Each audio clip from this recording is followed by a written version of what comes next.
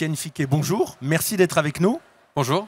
Alors, vous êtes Market Development Manager Reuse et Recycle Europe de Veolia Water Technologies. Alors, Veolia Water Technologies est, on l'a compris, une filiale du groupe Veolia, bien sûr. Et ensemble, nous allons parler de récupération et de réutilisation de l'eau dans et pour les process industriels dans l'agroalimentaire. Alors, quels sont les métiers, évidemment plus en détail, de Veolia Water Technologies? Alors, Veolia Water Technologies, comme vous l'avez dit, est une filiale du groupe Veolia, plus spécialement dans le domaine du traitement de l'eau, donc qui conçoit, fournit, construit des équipements de traitement de l'eau, conçoit des lignes process pour des industriels et des municipalités pour traiter leurs eaux, des eaux de process, des eaux usées, et également tous les services associés, donc fourniture de produits chimiques, de remote monitoring, donc contrôle à distance, suivi à distance des équipements, assistance technique, donc tout le panel autour du traitement de l'eau auprès d'industriels et de municipalités. Donc ça fait effectivement un périmètre extrêmement large. Il y a beaucoup de monde, je suppose, chez Veolia Water Technologies pour tous ces sujets, pour couvrir tous ces sujets? Oui, au global, donc c'est une filiale qui emploie 17 000 personnes dans le monde, au sein du groupe Veolia qui, lui, en compte près de 10 fois plus. D'accord. Alors, dans les autres process, il y a une évolution législative un peu majeure qui s'est produite en 2024. Est-ce que vous pouvez nous dire de quoi s'agit-il et évidemment ce qu'elle change pour l'agroalimentaire et la question du traitement des eaux? Oui, alors effectivement, en 2024, donc c'était un décret, une évolution réglementaire qui était très attendue par le secteur et donc est sorti des textes qui permettent aujourd'hui de réutiliser les eaux usées au sein des sites agroalimentaires, notamment pour être en contact, que ce soit direct ou indirect, avec les aliments, les matières premières, voire même pour être réutilisé comme eau ingrédient dans certains cas, et donc qui ouvre un panel beaucoup plus large pour ce qui est la réutilisation des eaux dans le domaine agroalimentaire. Et ça, c'est quelque chose qui se fait qu'en France ou c'est quelque chose qui se pratique également en Europe? Alors non, justement, en France, ces textes se sont aussi nourris de l'expérience qui peut se faire notamment dans le nord de l'Europe, en Belgique, où ce type d'application existe depuis près de 20 ans.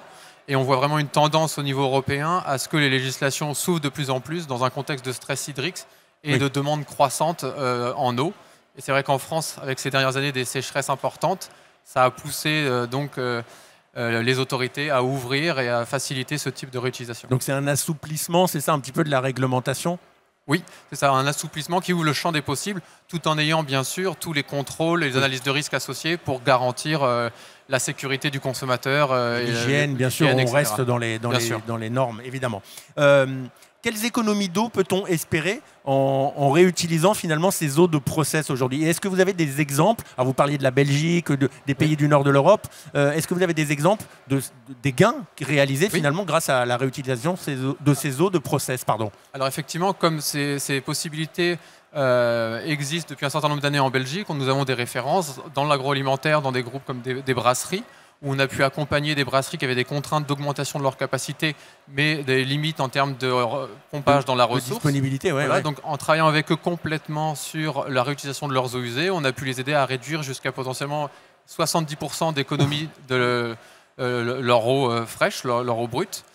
Chez un laitier également, donc là en reconsidérant totalement son site et en réutilisant les eaux usées, mais aussi des eaux de process internes comme les ECML, les eaux issues du lait, on a pu aller jusqu'à 80% de réduction de leur consommation d'eau par tonne de production. Et en France, vous avez des exemples aussi? Oui, en France aussi. Alors, sans aller sur des utilisations en contact qui sont nouvelles, elles, aujourd'hui. Mais par le passé, on a aussi déjà pu travailler avec des industriels, notamment dans la pâtisserie industrielle, avec des réutilisations de près de 50% des eaux usées qui permettent donc de réduire la consommation d'eau. C'est très conséquent. Oui. Alors ça compte à la fin de l'année sur la facture. Oui. Alors bien sûr, sur des flux plus faibles, on peut aussi être autour de 10 ou 20%, mais sur certains cas, tout en prenant en compte les contraintes au rejet, on peut aller dans ces ordres de grandeur. Et alors, compte tenu de cette évolution réglementaire dont on a parlé là en 2024, justement, est-ce que vous avez aujourd'hui des demandes d'industriels de l'agroalimentaire en France pour la réutilisation de leurs eaux de process? Est-ce qu'il y a beaucoup de demandes que vous recevez? Et si oui, de quel secteur? Ou est-ce qu'il y a des gains vraiment très importants à faire? Alors, effectivement, on avait déjà des demandes pour tout ce qui était utilisation hors contact, mais avec ces nouveaux textes, on a de plus en plus de demandes dans l'agroalimentaire, plus particulièrement avec les laitiers, avec les entreprises du secteur des brasseurs, etc. Donc vraiment tous les sous-segments de l'agroalimentaire s'y intéressent. Peut-être une prédominance des laitiers néanmoins qui ont de fortes demandes, notamment sur l'eau issue du lait, qui est une eau qui est d'assez bonne qualité, donc potentiellement un peu plus facile. Une eau d'évaporation. Voilà, c'est ça. Quand on évapore le lait pour faire du lait en poudre, une eau d'assez bonne qualité, donc qui demande un traitement peut-être un peu plus léger forcément que quand on traite les eaux usées finales. Et dans les systèmes de réfrigération aussi, peut-être qu'il y a des eaux dans le transport frigorifique. Oui, dans les tours de refroidissement, c'est une des applications possibles pour réutiliser les eaux, qui permet aussi d'avoir une réutilisation intéressante. Importante. Oui. Et alors, est-ce qu'il y a des régions de France, finalement, qui sont plus demandeuses que d'autres? Alors, on a envie de dire tout simplement, parce que vous avez parlé des épisodes de sécheresse de ces dernières années, peut-être les régions du sud de la France, on se souvient que Perpignan n'a pas eu d'eau pendant je ne sais plus combien de mois, ou quasiment pas d'eau. Alors, bon, le sud de la France, peut-être, mais peut-être pas seulement. Pas seulement. Effectivement, le sud de la France, instinctivement, arrive en tête, puisque c'est une zone où il fait donc plus chaud, le stress hydrique peut être plus important, mais on a aussi des zones où avec des fortes densités de population, des fortes densités d'industrie, qui donc créent un stress sur la ressource, même si celle-ci est présente, qui fait que toutes les régions peuvent être concernées. On l'a vu avec les épisodes de sécheresse de 2022-2023, des arrêtés préfectoraux, arrêtés sécheresse ont été prononcés un petit peu partout en France, donc finalement on retrouve ça partout en France, avec aussi pour l'agroalimentaire, donc une prédominance un petit peu dans le nord-ouest, où se trouve une grande concentration d'entreprises notamment. Oui, en Bretagne, voilà. Beaucoup d'industries agroalimentaires et dans l'ouest de la France d'une manière générale.